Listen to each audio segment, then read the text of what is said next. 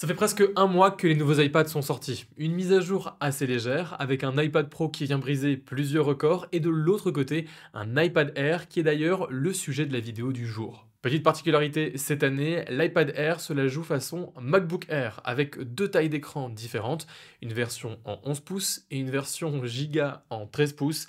Ouais, 13 pouces, c'est vraiment géant, et ça vient un petit peu brouiller les pistes avec le monde du PC portable, encore plus quand à cet iPad, on lui rajoute un clavier externe. Bref, ça fait maintenant plus de 15 jours que j'utilise cet iPad Air au quotidien, 15 jours que j'essaye progressivement de remplacer mon MacBook Air par cet iPad Air, et même si je le trouve vraiment excellent, après tout ce temps, je commence quand même à avoir quelques remarques, et ça tombe bien puisqu'on va en parler ensemble. Et on va commencer par l'éléphant dans la pièce, une expression bien adaptée puisque dès l'unboxing, il est compliqué de passer à travers la taille XXL de ce nouvel iPad Air. 13 pouces, c'est grand, et il faut bien comprendre ce que ça implique en termes de portabilité et d'usage. À côté de mon iPad mini, la différence est saisissante. Dans tous les cas, la tablette brille par sa qualité de construction. On est ici sur une tablette complètement en verre et en aluminium. Le format est assez classique désormais, quasiment toute la concurrence s'y est mise, mais l'iPad garde la couronne en matière de finition, c'est vraiment ultra propre. Avec seulement 6,1 mm d'épaisseur, on est vraiment sur un produit ultra fin et les 617 grammes apparaissent très raisonnables vu la taille de l'appareil. La prise en main est plutôt bonne, même si évidemment l'usage des deux mains est plus que recommandé, et j'apprécie quand même qu'Apple ne vient pas jouer à tout prix la course à la finesse des bordures, ce qui permet de reposer un petit peu ses doigts sur la façade. C'est d'ailleurs sur une de ces bordures, format paysage, qu'Apple a déplacé la caméra frontale, lui donnant un vrai emplacement de webcam et asseoir l'impression d'écran de PC portable. En parlant de façade, l'écran de cet iPad Air est particulièrement bon, sans être révolutionnaire non plus. On est ici plus impressionné par la taille qui provoque un réel effet waouh que par les qualités intrinsèques de la dalle. En effet, ici on est sur un écran Retina, IPS, avec une luminosité de 600 nits et un taux de rafraîchissement limité à 60 Hz. Sur le papier donc, rien de transcendant. Reste qu'en pratique, l'écran est vraiment agréable, extrêmement bien calibré et avec de chouettes contrastes pour de l'IPS. C'est un écran qu'on prend plaisir à utiliser pour consommer beaucoup de contenu, des films, des séries, des vidéos, pour jouer et même pour des tâches productives ou créatives. L'écran est en plus aidé de 4 haut-parleurs vraiment puissants, assez pour remplir une salle de bain ou une cuisine, d'un son chaud, rond et bien punchy.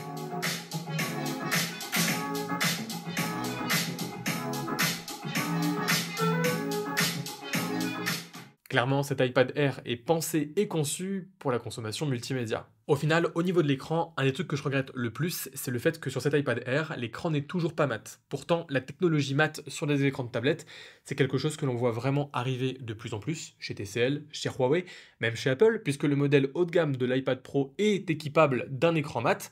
Là, c'est pas le cas et c'est dommage, parce qu'un écran mat, ça permet d'avoir moins de reflets et d'avoir une sensation un petit peu papier au niveau de la glisse. Mais rassurez-vous, ce problème n'est pas définitif, puisque le sponsor du jour Paperlike vous permet de retrouver un écran mat même sur cet iPad Air. En effet, Paperlike vous propose des écrans de protection pour tous les modèles d'iPad, et si je vais éviter d'en installer un sur le modèle 13 pouces pour ne pas impacter mon test, je vais en profiter pour en installer un sur mon iPad mini. L'installation est vraiment super simple, on met les petits guides sur le côté, on nettoie bien l'écran, on retire le film collant et on chasse les bulles d'air. Une fois que c'est fait, c'est parfait, on peut vraiment profiter d'un écran mat sans reflet et avec une glisse parfaite. Et ça, c'est grâce à la technologie NanoDots qui, à travers plein de micro-points, vient recouvrir l'entièreté de cet écran de protection fabriqué en Suisse. Et franchement, désormais, je ne me vois plus utiliser mon iPad sans ces écrans Paperlike. C'est vraiment excellent, on a beaucoup moins de reflets et ça me permet d'avoir une glisse ultra agréable avec une légère résistance caractéristique du papier. Si vous aussi vous avez un iPad, je ne peux que vous conseiller d'aller sur le site de Paperlike puisque en plus des écrans mat ultra intéressants, ils ont aussi des grips pour Apple Pencil et d'autres accessoires bien utiles. Bref, je vous mets tous les liens en description et encore un énorme merci à Paperlike pour le soutien à la chaîne. Autre point assez massif sur cet iPad Air, c'est le passage à la puce M2.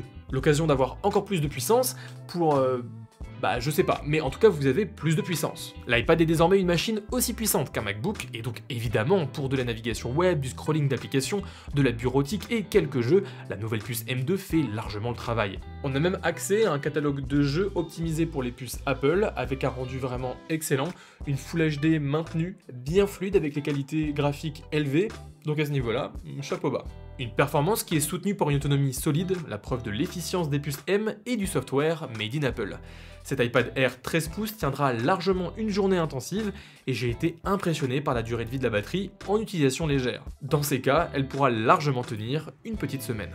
Avec un iPad de 13 pouces, c'est-à-dire pile la taille des plus petits MacBooks actuels, il est tentant de faire une comparaison.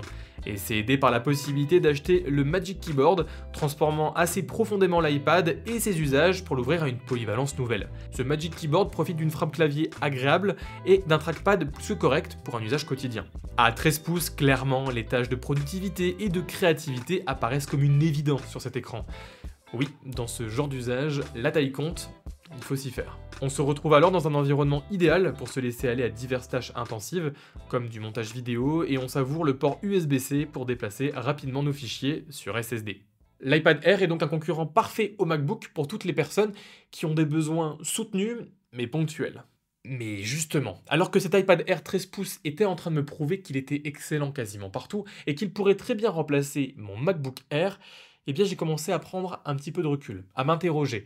Et là, on doute face à un iPad qui, au final, est en pleine crise identitaire. Et c'est pas une petite crise que rencontre cet iPad Air, car ça y est, il n'est plus l'iPad le plus fin ou le plus léger.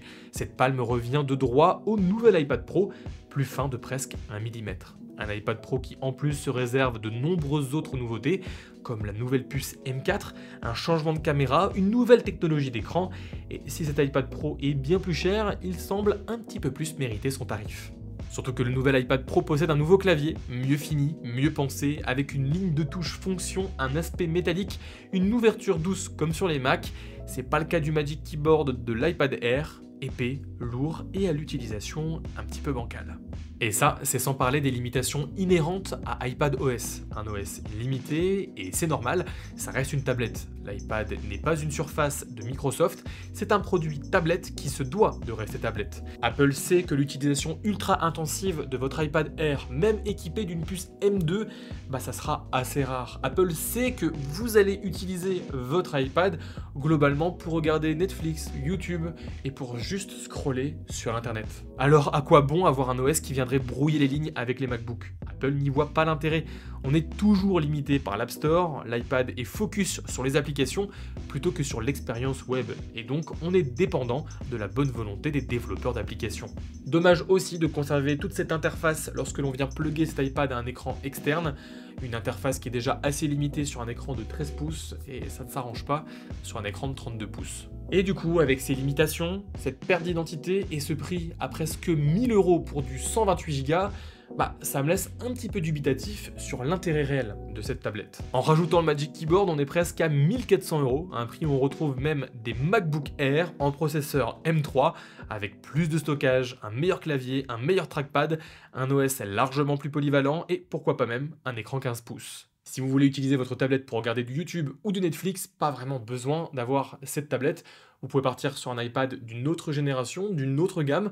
Pourquoi pas aussi d'aller voir du côté d'Android, ça coûtera beaucoup moins cher. Si vous voulez utiliser votre iPad du côté créatif, ce modèle est très très bien, mais là pour le coup je vous encouragerais plutôt à partir du côté iPad Pro, celui actuel qui est plus cher mais qui est vraiment mieux, ou alors celui en dessous des autres années qui est très très bon et avec un super rapport qualité-prix, notamment en reconditionné. Et si vous voulez utiliser votre iPad 13 pouces comme un écran secondaire pour votre Mac, pour quasiment 10 fois moins cher, vous pouvez juste avoir un écran externe de 13 pouces, pas besoin d'investir autant dans un iPad. Bref, désolé, mais comme vous l'avez bien entendu, j'ai un petit peu du mal à me faire complètement absorber par le train de la hype assez traditionnel lorsqu'il y a des lancements de produits Apple. Je vois bien que tout YouTube et les testeurs s'enflamment sur ces nouveaux iPads, mais moi personnellement, je reste un petit peu sur le bas-côté. Alors oui, cet iPad Air, ici en version 13 pouces, est un excellent produit, mais à force de brouiller les lignes entre tablettes et PC, il fait tout à peu près correctement mais sans jamais vraiment exceller, et donc il vient forcément se heurter à la question de l'intérêt de son achat.